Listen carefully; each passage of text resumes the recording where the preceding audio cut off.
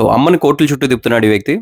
వాళ్ళ ఫాదర్ చనిపోయిన తర్వాత ఉన్న ఆస్తులు మొత్తం అమ్మ పేరు నుంచి తన పేరుకి ఒకదాని తర్వాత ఒకటి రాయించుకున్నాడు. రాయించుకొని చూడడం మానేస్తే అమ్మ సీనియర్ సిటిజన్‌షిప్ యాక్ట్ కింద ట్రిబ్యునల్‌కెళ్ళింది. వెళ్తే తనకి 10,000 మెయింటెనెన్స్ ఇచ్చి ఏవైతే 2, 3 ఆస్తులు రాయించుకున్నాడో అవి వెనక్కి ఇచ్చేయాలని చెప్పింది. చెప్తే ఇతను ఇవ్వకుండా మళ్ళీ బాంబే హైకోర్ట్‌కొచ్చాడు. బాంబే హైకోర్ట్‌కొస్తే హైకోర్ట్ చాలా సీరియస్ అయింది. 50,000 కాస్ట్ ఏసింది అతని మీద. 67 ఇయర్స్ ఉన్న అమ్మని ఇలా నువ్వు కోర్టుల చుట్టూ తిప్పుతున్నావా అని. అలానే ప్రాపర్టీస్ కూడా వెనక్కి ఇచ్చేసి ఎవ్రీ మంత్ 10,000 పే చేయాల్సిందే అని చెప్పింది. అండ్ ప్రాపర్టీస్ ఇచ్చేసేటప్పుడు ఏం చెప్పిందంటే క్లియర్‌గా ఒకవేళ పేరెంట్స్ ఎవరైనా పిల్లల పేరున ప్రాపర్టీస్ రాస్తే అక్కడ కండిషన్ లేకపోయినా మమ్మల్ని చూసుకోవాలి అని ఇంప్లాయిడ్ కండిషన్ ఉన్నట్టే.